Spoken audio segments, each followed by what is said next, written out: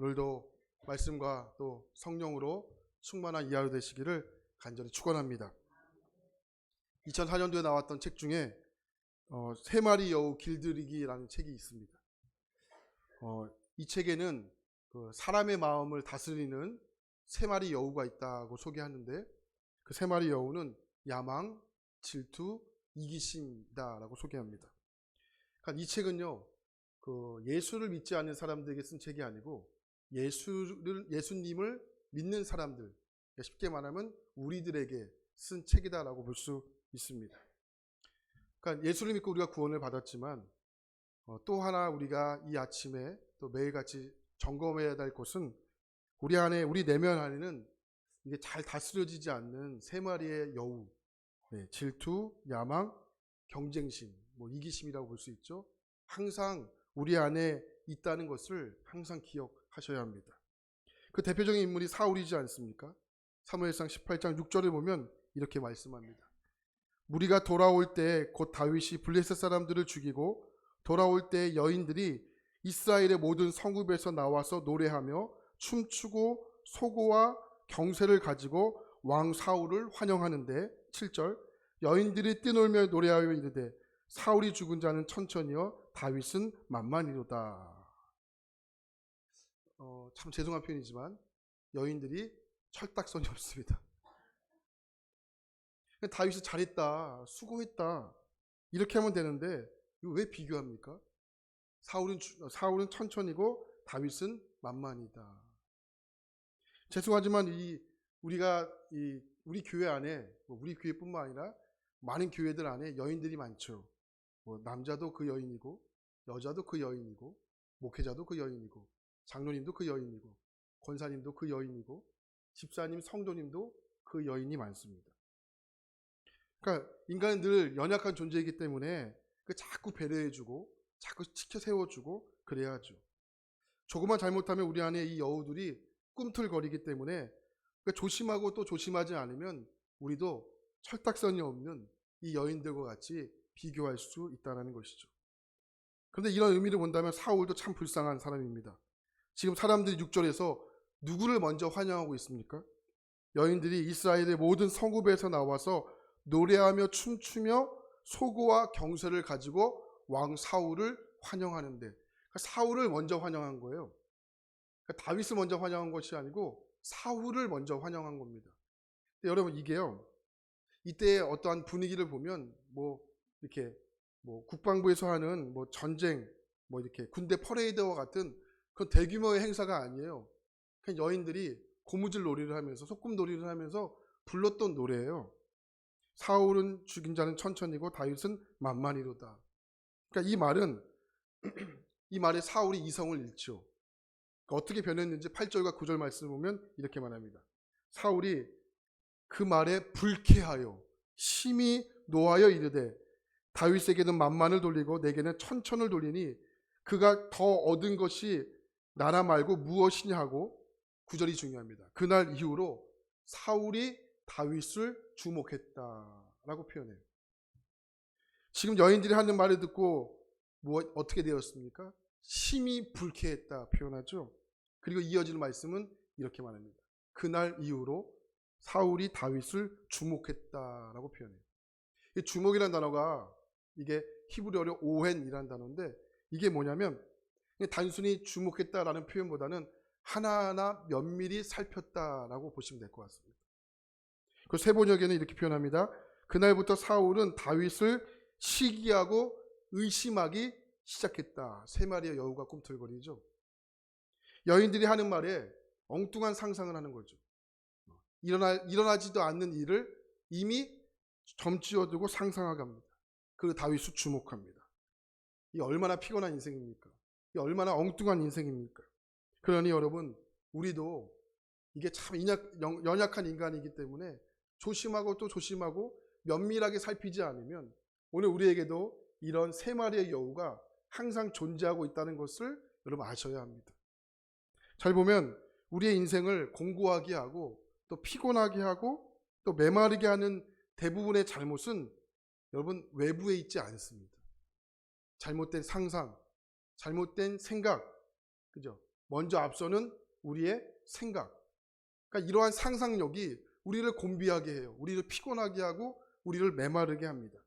그러니까 여러분, 오늘 이 아침 어떤 기도 제목으로 주 앞에 나왔는지는 모르지만 여러분들이 기도하실 때 가장 먼저 하나님 앞에 구해야 할 기도 제목은 성령 충만이고, 또한 하나님, 내 안에 있는 세 마리의 여우를 잘 다스릴 수 있도록 주님 도와주세요.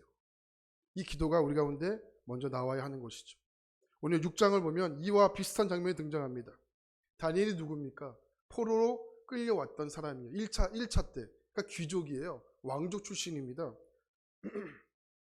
근데 그동안 그렇게 대제국이었던 바벨론이 멸망할지 누가 알았겠습니까? 다니엘 5장 30절과 31절 말씀 보면, 그날 밤에 갈대아 왕 벨사살이 죽임을 당하였고 메대 사람 다리오가 나라를 얻었는데 그때 다리오는 62세였더라 이렇게 표현하죠. 바벨론이 멸망한 거예요. 그리고 나라가 바뀌었어요. 새로운 통치자가 임재했습니다. 근데 희한한 일이 벌어지게 되죠. 자, 오늘 말씀 1절과 2절 말씀을 한번 같이 읽도록 하겠습니다. 오늘 말씀 1절과 2절입니다. 시작. 다리오가 자기의 뜻대로 고관 120명을 세워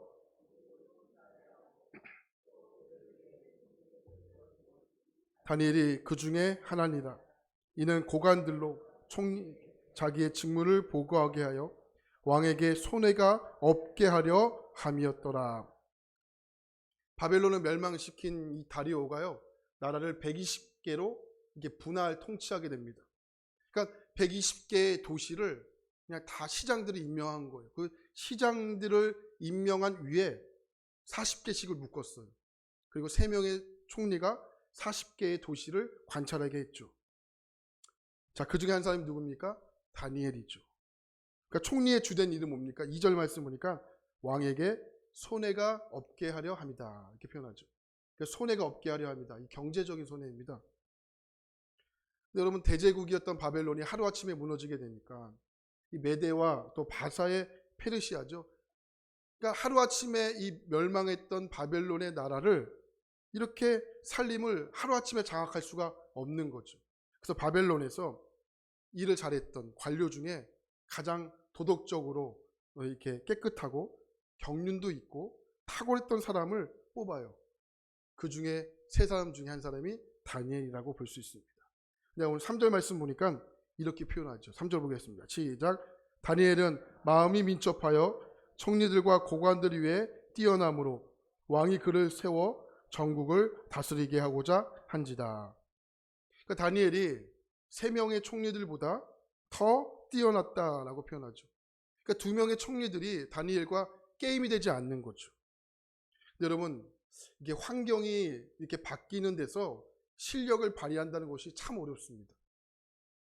운동선수들을 보면 실력이 좋지만 나라가 바뀌고 환경이 바뀌고 대륙이 바뀌면 자기가 갖고 있었던 실력들을 똑같이 발휘한다는 것이 이게 생각처럼 쉽지가 않습니다.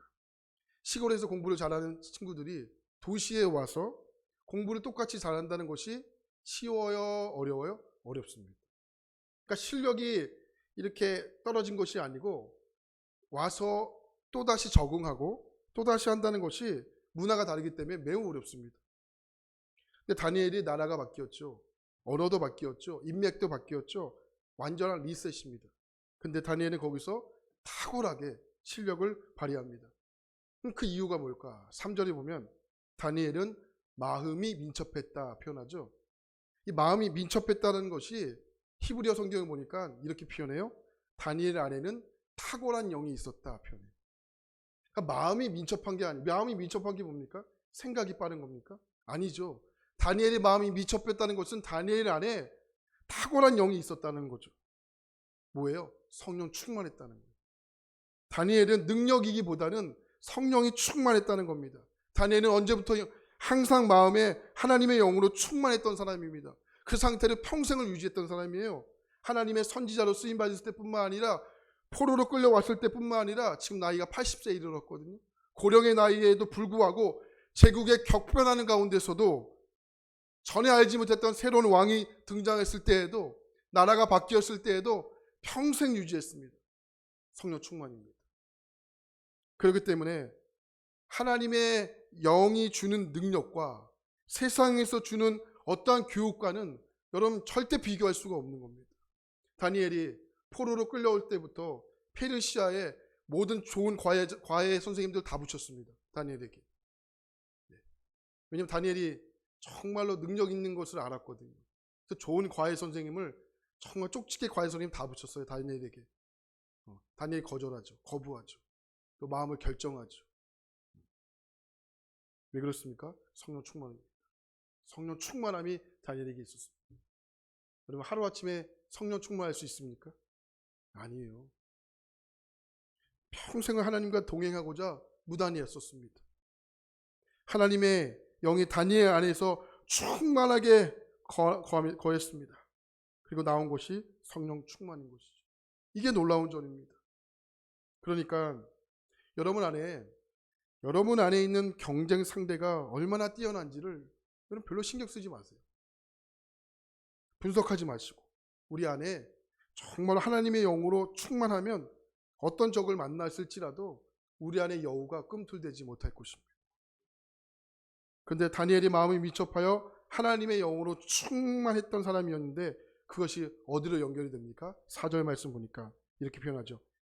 그가 충성되어 아무 그릇됨도 없고 아무 허물도 없음이었더라. 그가 충성되어 메헤란이라는 단어예요. 메헤란.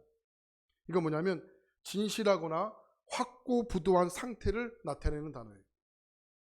다시 말하면 다니엘이 한 나라에 충성스럽다라는 의미보다는 그의 인격이 그 자체가 진실했다는 뜻이에요. 무슨 말씀이에요? 다니엘 하면 믿을 만한 사람이었다.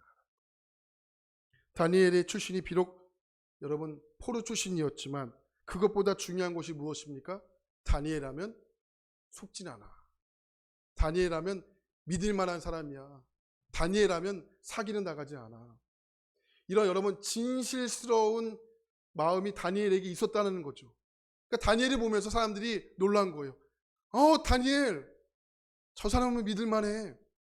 저 사람은 진실스러워. 그러니까 모든 것을 맡겨도 될 만한 사람. 이게 누구였습니까? 다니엘이었다는 겁니다. 여러분 우리가 누구입니까? 우리가 어떤 사람이어야 합니까? 저 목사님은 정말 믿을 만한 분이셔. 저 장로님은 정말 믿을 만한 사람이셔. 여러분 이것을 인정받아야 하는 사람들이 여러분 우리이지 않습니까? 우리가 그런 사람들이 되어야 하지 않습니까? 여러분 우리 이 동네에 나가서 우리 교회를 어떤 교회인지를 한번 물어보십시오. 만수교회는 정말 믿을 만한 교회야. 만수교회는 정말 진실된 교회야. 만수교회는 정말 이 지역에 꼭 필요한 교회야. 여러분 우리가 그것을 인정받지 못하면 여러분 우리는 회개해야 합니다. 우리는 하나님 앞에 기도해야 하는 것이죠. 이것이 기준으로 되지 않는 한 여러분 우리는 빛과 소금의 역할을 앞으로 무엇으로 어떻게 할 수 있겠습니까? 그러니까 여러분 정말 주님 앞에 욕심을 내지 말아야 되는데 여러분 우리가 이 부분을 욕심내야 해요. 하나님 앞에 기도하는 것. 누가 뭐래도 믿을 만한 사람이 하나님 되게 해주십시오. 정말 만수교회 다니는 모든 성도들은 주님 앞에 많은 사람들 앞에 신뢰받을 만한 사람들이 되게 해주십시오. 여러분 이것은 우리가 중보하면서 하나님 앞에 기도해야 되는 겁니다. 욕심내어야 하는 것이죠. 하나님 앞에 구해야 할 것이 있다면 먼저 이 기도 제목이 아닐까 싶습니다. 그래서 여러분 우리가 먼저 준비해야 될 것은 칼보다 칼집입니다. 먼저 믿을 만한 인격, 성품을 준비하기보다 우리는 늘 능력을 준비하죠. 무슨 대학, 무슨 직장 들어가기 위해서 얼마나 많은 시간을 준비하고 배우게 됩니까?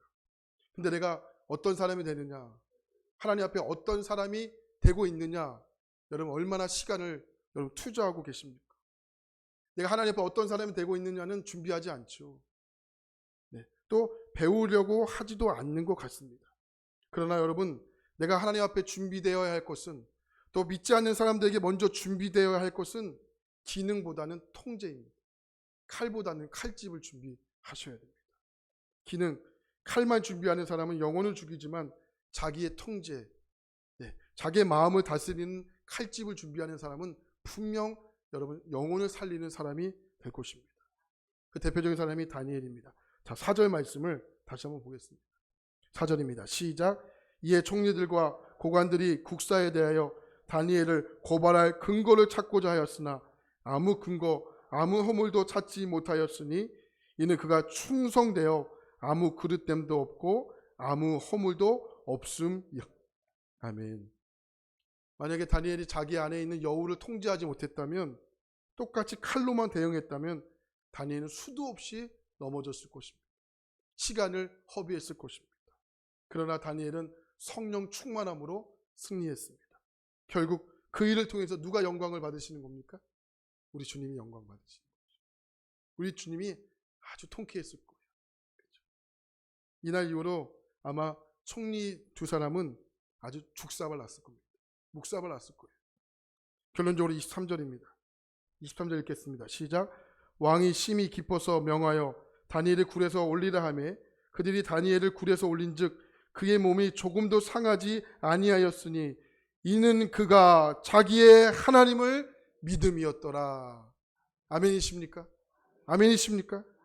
자기 하나님을 믿음이었더라. 이 땅의 사람은 여러분 나의 것으로 살아가지만 하나님의 사람은 믿음으로 살아갑니다. 이 땅의 사람은 나의 것으로 살아가지만 하나님의 사람은 믿음으로 살아가는 겁니다. 여러분 오늘도 그 믿음으로 여러분 하루를 살아내시기를 축복합니다. 성령 충만함으로 살아가시기를 축복합니다. 다니엘이 승리했던 바로 그 성령 충만함, 또 믿음, 여러분 오늘 우리가 있는 그 자리에서 그 성령 충만함과 믿음으로 승리하는 복된 하루가 되시기를 간절히 축원합니다. 기도합니다. 하나님, 성령